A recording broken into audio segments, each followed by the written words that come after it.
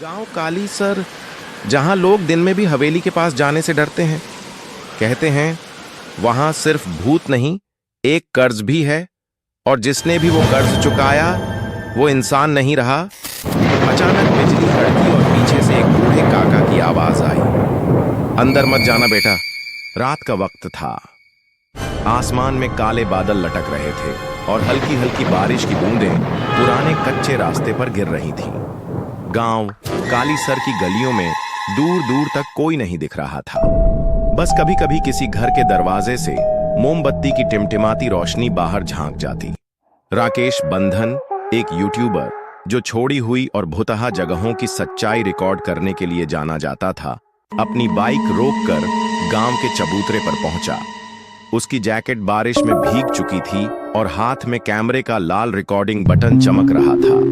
पास बैठे एक बूढ़े आदमी ने, जिसकी आंखों में अजीब सी चमक थी, धीमे स्वर में कहा, बेटा हवेली में मत जाना। वहां सिर्फ भूत नहीं, वहां उसका कर्ज है, और जिसने भी वो कर्ज चुकाया वो इंसान नहीं रहा। राकेश हल्का सा मुस्कुराया। काका, सच और झूठ पता करने के लिए ही तो आया हूं। काका ने कोई जवाब नहीं दिया, बस जमीन पर थूक कर उठकर अंधेरे में गायब हो गया। राकेश ने हवेली तक पहुंचने का फैसला किया। रास्ता संकरा और कीचड़ भरा था। जैसे जैसे वो आगे बढ़ रहा था, आसपास की हवा ठंडी और भारी होने लगी। हवेली का गेट जंग से भरा हुआ, लोहे की सलाखों पर अजीब कटे फटे निशान थे, जैसे किसी ने नाखून घसीट घसीट कर बनाए हों। कैमरे में रात विजन ऑन करते ही झिलमिलाहट शुरू हो गई, जैसे किसी पुरानी खराब टीवी पर स्नो इफेक्ट आता है। हवेली के अंदर कदम रखते ही फर्श के नीचे लकड़ी कर कर की आवाज कर रही थी। दीवारों पर लगी पुरानी पेंटिंग्स में अनजाने लोग थे, लेकिन उनके चेहरे इतने असली लग रहे थे कि लगता था वो अभी पलक झपक देंगे। एक कोने में पुराना लकड़ी का बॉक्स रखा था। बॉक्स पर सूखे खून के धब्बे थे और बड़े अक्षरों में लिखा था, कर्ज बाकी है। राकेश ने बॉक्स खोला। अंदर दर्जनों पुरानी पर्चियां थीं। हर पर्ची पर एक नाम और तारीख लिखी थी, और वो तारीख वही दिन थी जब वो व्यक्ति गांव से गायब हुआ था। राकेश पर्चियां पलट ही रहा था कि पीछे से एक ठंडी फुसफुसाहट आई, तेरा नाम लिख दिया है, अब तू भी जाएगा। राकेश पलटा।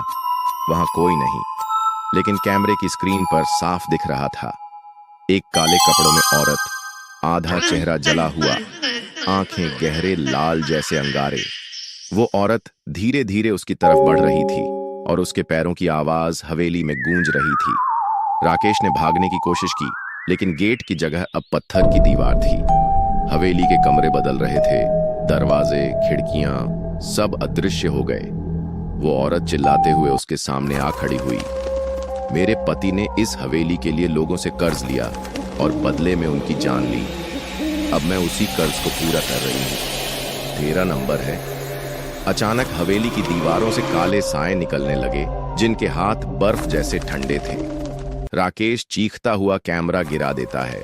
स्क्रीन काली हो जाती है। 2 दिन बाद गांव के लोग हवेली के बाहर एक टूटा हुआ कैमरा पाते हैं।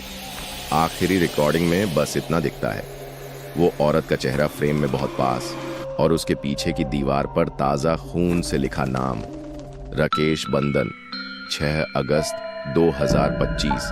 गांव वालों का कहना है, आज भी जो कोई हवेली के पास जाता है, उसके फोन का कैमरा अपने आप ऑन हो जाता है और फ्लैश अपने आप चमकने लगता है, मानो कोई तस्वीर खींच रहा हो।